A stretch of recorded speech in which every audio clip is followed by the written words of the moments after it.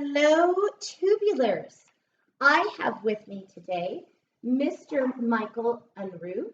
Did I say that correctly? Yeah. Okay, good. Who is going to be telling us about his fabulous life in sales, all of that great experience that he has attained over how many years? 17, 18. 17, 18 Car years. business. And he's sharing it with us for free. So we are very privileged to have him today. Cool. Would you like to give us a little bit more background before we get into these hard-hitting questions that everyone wants to know?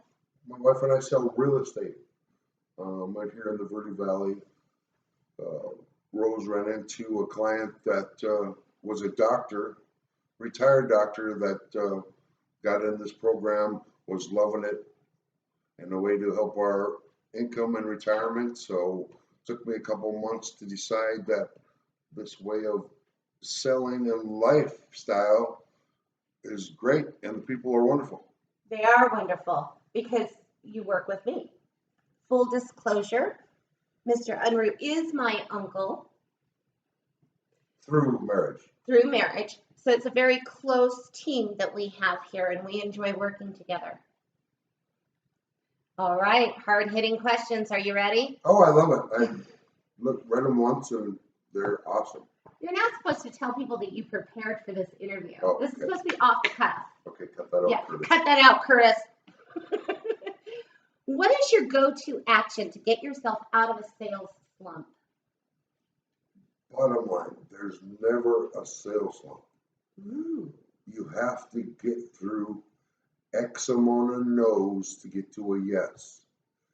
If you decide in your head that you're in a sales slump, that is your problem. My way of looking at it, I don't hear no's. It's just one step closer to a yes. So you're just teaching them how to say yes, basically. No, I mean, you're going to get no's no matter what you do. Yeah. Accept it, move on. The next. Right. I call that thank you next. And no's to me, again, I don't hear them, I don't accept them, so I put those people back on the burner, find out what their objection is, what information they need, what works for them, what we can do for them, because there's nothing I see that's as strong as this group is. It's all natural products. It's going to go crazy, and it's slowly evolving.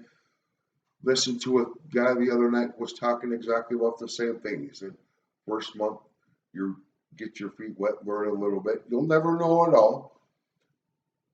Second month, a little bit better, and then it just starts happening. And both my wife and I just saw examples of this. I've been just kind of dragging my feet, taking the product, seeing what it does, feel great, and just got to take that to people out there in the public, and it'll take care of itself. That's some good tips. See, I told you he's experienced. He knows his shit. But there's no slump in sales. It's just move on to the next one, document it, take your notes, find out what the questions that you couldn't answer to get them to say yes is, and if it's a month or 2 or 6 months down the road, they're still there. So let's say you're talking to somebody and you're trying to sell them a vehicle. That's part of what your sales experience is in vehicles.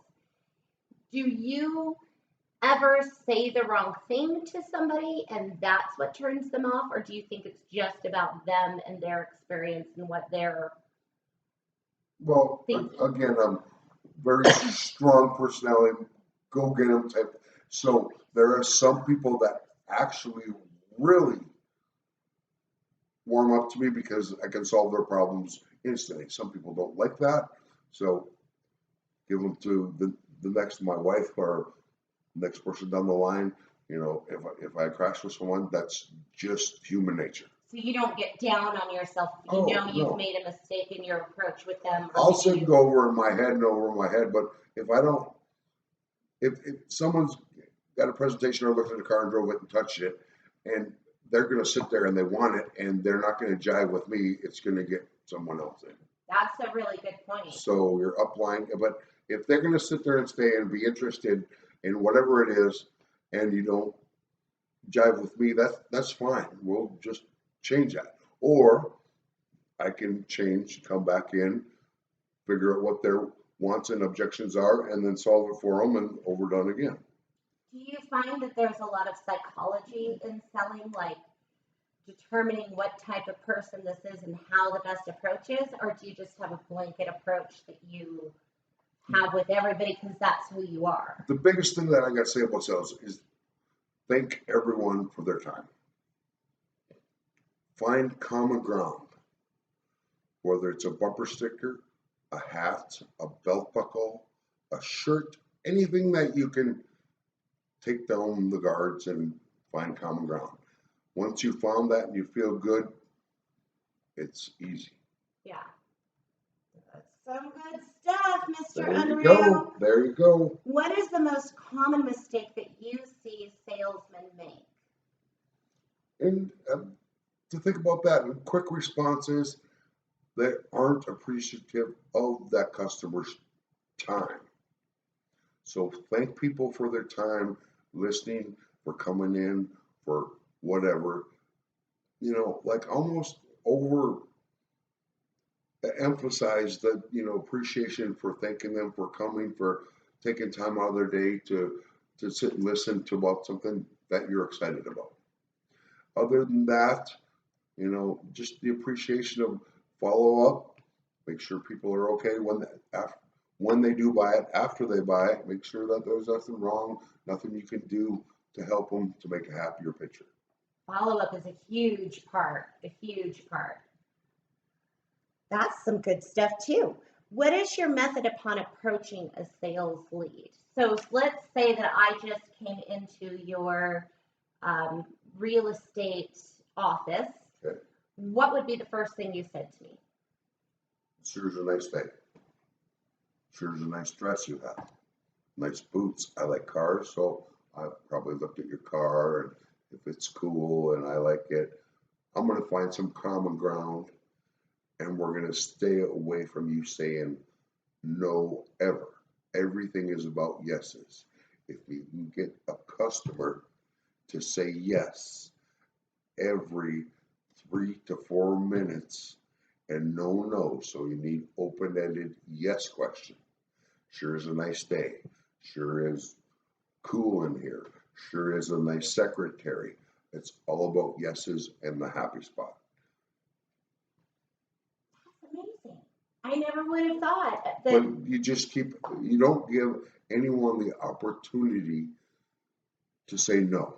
So you don't jump right in with the product, whatever the product happens to be. Common ground. Common ground first. Common ground, trust. If you don't Build have that common ground, that trust, where I don't care if it's selling anything, if they don't trust you or like you, they're not going to like it. They're not going to absorb what you're saying.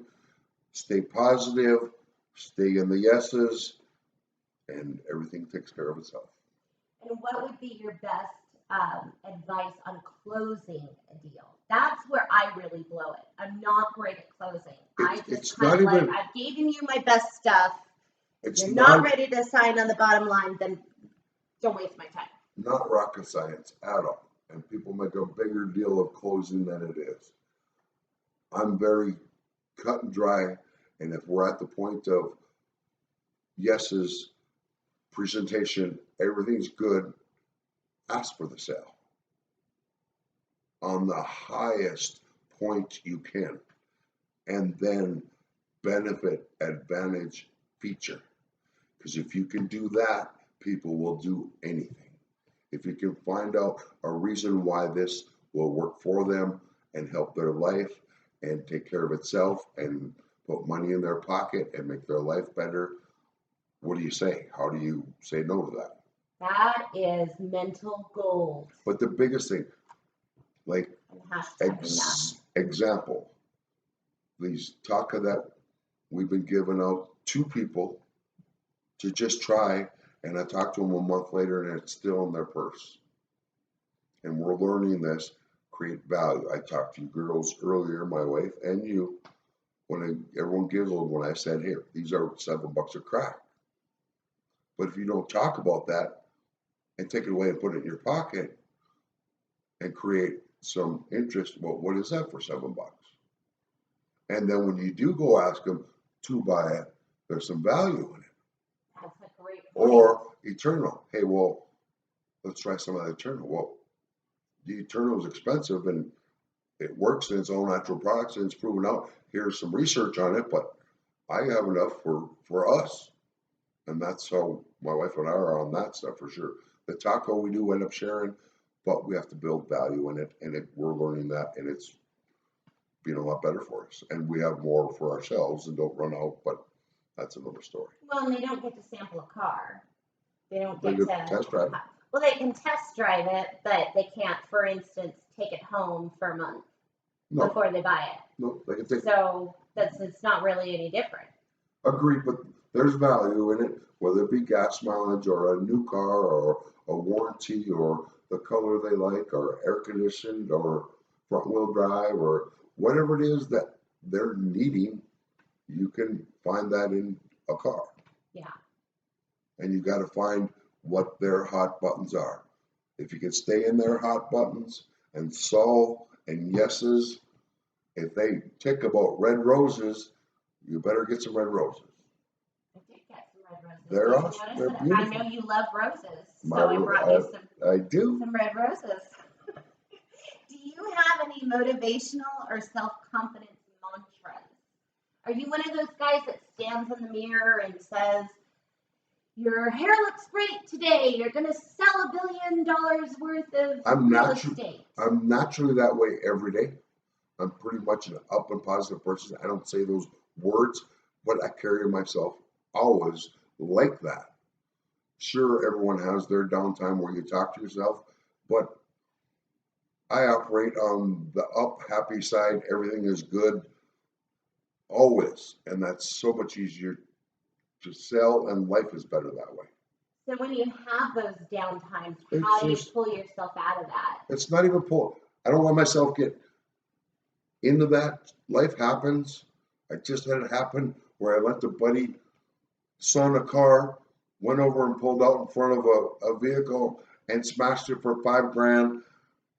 And it's just life. There's some stuff you just don't need to pull your hair out. It's just life. It got taken care of and fixed, and on to the next thing. Because one bad thing, you got 100,000 good things to deal with, and bad things are going to happen one way or another. And it's just one of life's little roller coasters, and on to the next thing. Speaking of roller coasters, when you're on a high, you've just closed a big deal, you've just sold a great house, you've just signed a new distributor, how do you celebrate your success? Well, I'll go tell my wife about it and share that with her, and we have some excitements. We'll probably go out to dinner, but nothing dramatic besides putting money in our bank and readjusting our life. We both like vacations once a month, once a year, twice a year, and we treat ourselves once a month to go do something. So nothing extravagant, just keep things on the up and up. Baseball So games, just business as usual, because you don't expect to not have these sales goals met. I expect to exceed sales goals. Goals are one of those things that I have always been told about all the time. Every motivational speaker I've ever talked to in my life says, make your daily goals, weekly goals, and sit and follow and track your stuff. And when you get one or don't get one, you just learn from each cycle, whether it's good, bad. I'm not going to go on a sales slump because there is none. You just keep going on and adjust your goals to where they're doable and make you get out of your comfort zone and try for more. That's a great point. Last question. This is a surprise question. Surprise. Surprise question. I didn't give it to him ahead of time. How did I do? How did you do How did I do? on this interview? That's the most important part, right? Awesome. I'm the one with the makeup and the hair today. Awesome. Love the questions. But the things that you're questioning, the sales slump, the other word that I will you talk about on the other side, sales slump. If you even put that in my head, my word, unacceptable. Ooh, that is a great point. Move on. Yeah, no, you don't Someone like the that you negative. can't close, great. Move on to the next one. Well, but see, the Unacceptable. thing is, Go. our audience is not as perfected in their technique as you. So I need to provide them with people who can give them the information to get them to the level that you are. And I actually have a blast, and it almost gets my adrenaline flowing because I did this for so long, and it's just second nature for the training that I've had. I actually left the General Motors dealership in Kalispell, Montana, and his only thing about me leaving was, boy, I have a lot of training in you. And I mean, it was phone training to, just get their name and number and ask for the sale. So how You did do you get all all the of work. that training? Is it just you've gone to jobs and they've trained No, you? the Or General Motors, we had sales guys and we had to do stuff on the phone and on the computer of, just the motivational, like I say, get through 10 no's to get to the one yes, get to 5 no's to get to 2 yeses, however it works. Just stay up. You got to go to work, and people do not buy from people that are sitting in the corner with their head down. But do you typically watch sales people speak on YouTube or read books, or how do you keep in your processes? Well, books, motivational, the one where we went to the conference in Dallas, what was that guy's name? Fabio. Dr. Fab Mancini? Yeah. And just, again, goals, stay positive, keep on trying. If you love something, share it with someone. 3 people aren't going to like it, 6 are. It's just a numbers game. And those 3 people that don't like it, I'll go back to them again and sell them, because it's like a quest at that point. Yeah. Like, I'll compare it to a guy coming on the car lot, and the salesman's coming in, and that guy is so hard to deal with. He's mad. And I'm like, great.